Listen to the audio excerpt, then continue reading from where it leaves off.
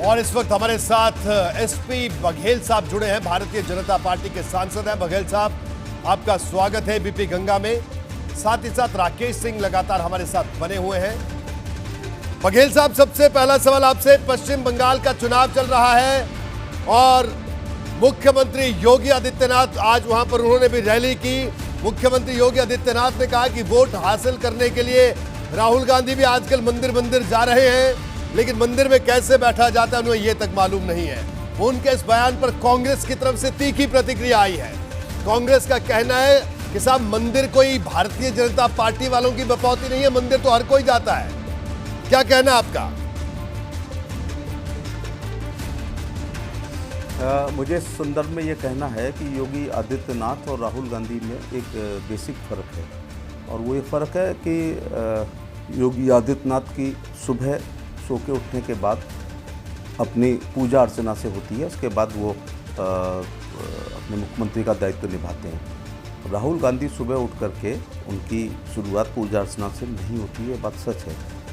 मैं ये संदर्भ में कहना चाहूँगा कि जो आस्तिक नास्तिक है उसे चुनाव के समय आस्तिक नहीं होना चाहिए, और जो आस्तिक है उसे हमेशा सतत रूप से यदा कदा हमेशा मंदिरों में जाते रहना चाहिए।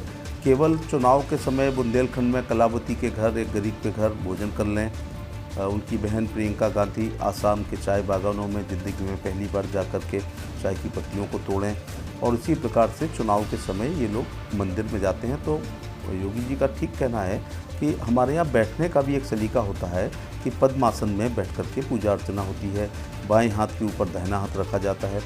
और ये जो मेरे हाथ में आप कलाबे देख रहे हैं, ये कोई आज के इंटरव्यू के लिए नहीं है, ये सतत रूप से मंदिरों में जाना, शिवरात्रि पे गए, कभी कहीं गए, कहीं उद्घाटन हुआ, कहीं यज्ञ हुआ, कहीं भागवत होती है, कहीं कथा होती है, कहीं गृह प्रवेश होता है। चूँकि हमारी भारत की सभ्यता, संस्कृति, धर्म, आध्यात्म में विश्वास है, तो साल भर हम लोग मंदिरों में जाते रहते हैं। तो ये योगी आदित्यनाथ जी का ये कहना है कि केवल चुनाव के समय इनको मंदिर याद आते हैं, और उन्होंने कहा है कि भारतीय जनता पार्टी की वैचारिक जीत हो गई है, कि वैचारिक रूप से जो वो धर्म और आस्था रखते हैं, और राजनीतिक जीत चुनाव के बाद हो जाएगी। लेकिन बघेल साहब, ये बताइए, आप भी पश्चिमी उत्तर प्रदेश से आते हैं और राकेश टिकैत तक वहां पर चुनाव प्रचार कर रहे हैं, और आप योगी जी कह रहे हैं कि वैचारिक जीत हो गई है। ममता दीदी कह रहे हैं कि कोई वैचारिक जीत नहीं है, अभी तो टीएमसी द्वारा सरकार बनाएगी। इन दावों के बीच आपके ये दावे, आपके मुख्यमंत्री के दावे, कितनी हकीकत और कितना फसाना?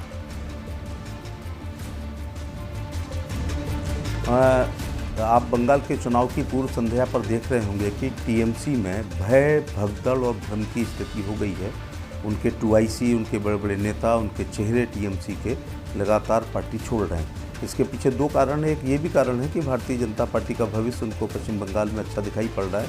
दूसरा कारण है कि ममता बनर्जी की जो एरोगेंसी है, जो तानाशाही है, जो उनका फासिस्टवादी रवैया है, उसकी वजह से लोग दुखी हैं। कई बार आदमी ये नहीं चाहता है कि मैं MLA, MP, MLC और मंत्री बनूं। कई बार वो मान सम्मान और प्रतिष्ठा के लिए भी राजनीति करता है, और वो जब नहीं मिलती है तो इस प्रकार से तो आप देख रहे होंगे पश्चिम बंगाल में भय, भगदड़ और भ्रम की स्थिति पैदा हो गई है। और ममता जी ने और टीएमसी के लोगों ने तय कर रखा है कि भारतीय जनता पार्टी के कार्यकर्ताओं को मार मार के वो निष्क्रिय करना चाहते हैं। मैं मिनिस्टर था तो 4 साल पहले केंद्रीय सरकार की योजनाओं को लेकर के पश्चिम बंगाल में गया था। एक दलित कार्यकर्ता ने कहा कि आप हमारे यहाँ भोजन कर सकते हैं। मैंने उसके यहाँ भोजन किया तो अगले दिन उसने मुझे वीडियो भेजे, और जिसमें साफ वो कह रहे थे कि उत्तर प्रदेश का कैबिनेट मंत्री को तुमने खाना खिलाया है, आज क्या वो तुम्हारी पिटाई बचा पाएगा? ये कहते हुए उसको मारा गया। और जैसा अमित शाह जी ने कहा है कि 130 से ऊपर राजनीतिक कार्यकर्ताओं की हत्या वहाँ की गई है। ये तरीका इनका पूरी तरह फासिस्टवादी है। ठीक है, हमारे साथ राकेश सिंह जी भी मौजूद हैं, रायबरेली से विधायक है। राकेश जी, क्या कहना है? राहुल गांधी पर मुख्यमंत्री योगी आदित्यनाथ ने आज ये निशाना साधा, और कांग्रेस की जो प्रतिक्रिया आई, कांग्रेस को ये बात बहुत चुभी। आपका क्या कहना है इस पर?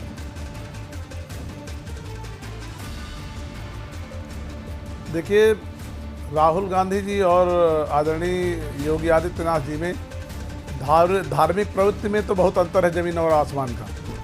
और उन्हीं में नहीं, कांग्रेस के और भारतीय जनता पार्टी के नेताओं में ज़मीन आसमान का अंतर है। भारतीय जनता पार्टी और ख़ास करके आदरणीय योगी आदित्यनाथ जी राहुल गांधी से ज़्यादा धार्मिक तो है ही हैं।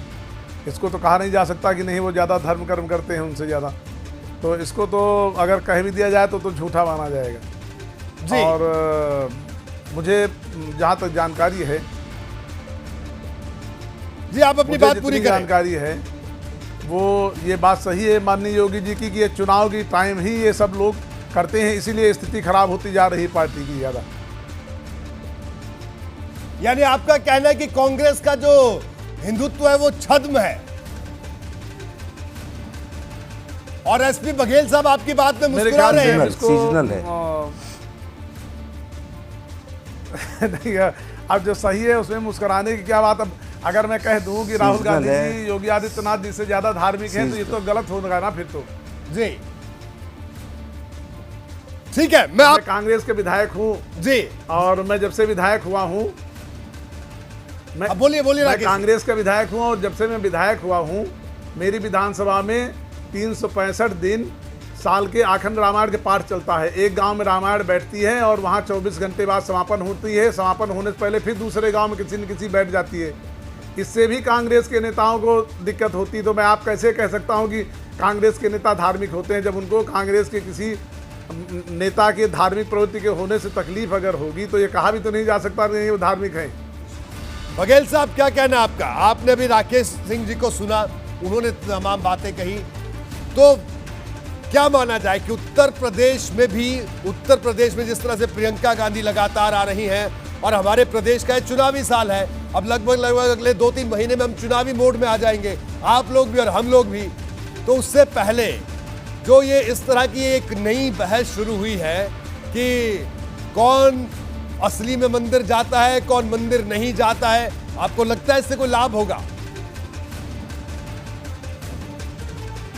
देखिए, लाभ हानि नहीं देखी जाती है। जिन लोगों की दिनचर्या में पूजा अर्चना शामिल है वो साल भर करते हैं।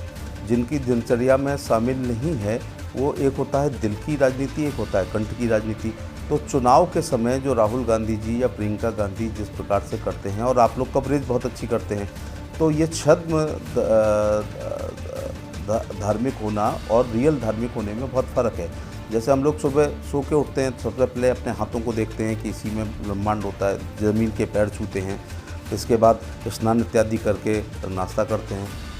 प्रतिदिन यहाँ तक भी होता है कि जो हमारे ग्रह हैं उनके अनुसार लोग वस्त्र पहनते हैं। आज मंगलवार है तो मैंने ये हनुमान जी का कलर लाल पहन रखा है, तो सोमवार के दिन सफ़ेद पहनता, तो बुधवार को कोई हरा पड़ता है, बृहस्पतिवार को पीला पहनता। तो जो धार्मिक लोग हैं वो साल भर धार्मिक रहते हैं, और ये चुनाव के समय जो प्रियंका जी और राहुल गांधी जो दिखावा करते हैं, ये बात को मुख्यमंत्री जी ने उजागर किया है। मेरा ये कहने का मतलब है, एक बार ये बुंदेलखंड में कलावती के यहाँ भोजन करके आए थे, उसके बाद पता नहीं किया, तो हम लोग साल भर ज़मीन में बैठ के गांव देहात किसानों चारपाई पे, एक बार इनकी खटिया राजनीति हुई थी चारपाई पे, तो हम लोग तो प्रतिदिन क्षेत्र में जाते हैं, चारपाई पर ही बैठते हैं। तो केवल इस आधार पे वोट नहीं होता है कि कौन धार्मिक है। हमें सड़क, स्कूल, बिजली, पानी, नाली, खरंजा, हमें किसान की और विधवा की, विकलांगों के लिए, छात्रों के लिए, व्यापारियों के लिए, इनके लिए भी हम लोग तमाम सारी योजनाएं जन कल्याणकारी प्रधानमंत्री और मुख्यमंत्री लाए हैं, उससे भी वोट मांगे जाएंगे। केवल धार्मिक आधार पर वोट नहीं, ठीक है, आपका कहना है ना मांगना चाहिए। तो मुख्यमंत्री जी ने जो तंज कसा है वो ठीक कसा है। ये राहुल गांधी जो सीजनल मंदिर में जाते हैं ना, उसके ऊपर तंज कसा गया है। बिल्कुल। मेरा राकेश जी से एक सवाल है। राकेश सिंह जी, ये बताइए, उत्तर प्रदेश में कांग्रेस की तरफ से प्रियंका गांधी ने मोर्चा संभाल रखा है, वो प्रयागराज में वो डुबकी लगाती हैं, मंदिर में जा रही हैं, वो भी एक संदेश देने की कोशिश कर रही हैं। राहुल गांधी पर तो मुख्यमंत्री जी ने तंज कस दिया, और आप रायबरेली से विधायक हैं, आप तो और करीब से जानते हैं सब लोगों को, तो आपको लगता है कि इस पोस्चरिंग से उनको फायदा होगा उत्तर प्रदेश में? मैं आपको बताना चाहता हूं, पहले तो योगी आदित्यनाथ जी और राहुल गांधी और कांग्रेस में कितना अंतर है भारतीय जनता पार्टी में। हमारे यहाँ एक जो है रिसोर्स सेंटर बना था 2.5 करोड़ की लागत से, उसका उद्घाटन कराने के लिए सोनिया गांधी जी को हम लोग आमंत्रित किए, और उसको जो गेंदा की लड़ी होती है उससे सजवाया गया उस जो है भवन को। थोड़ी देर आधा घंटा पहले उनके आने से पहले एसपीजी वाले पहुंच गए और उन्होंने कहा इसको हटा दीजिए जल्दी से, तो गेंदा की लड़ी आप लोगों ने लगवाई, इनको हटा दिया जाए।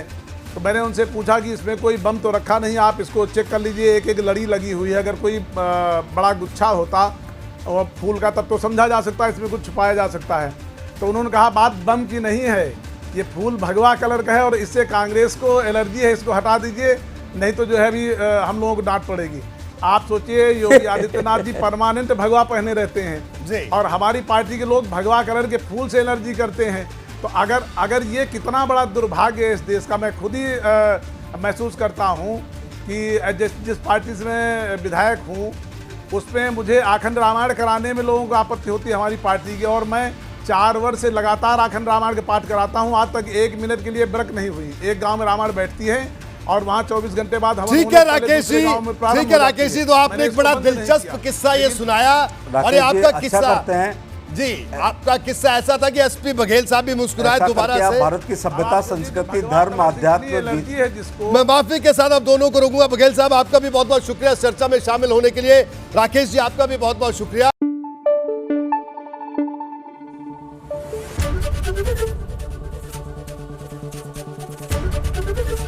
एबीपी गंगा, खबर आपकी, जुबान आपकी।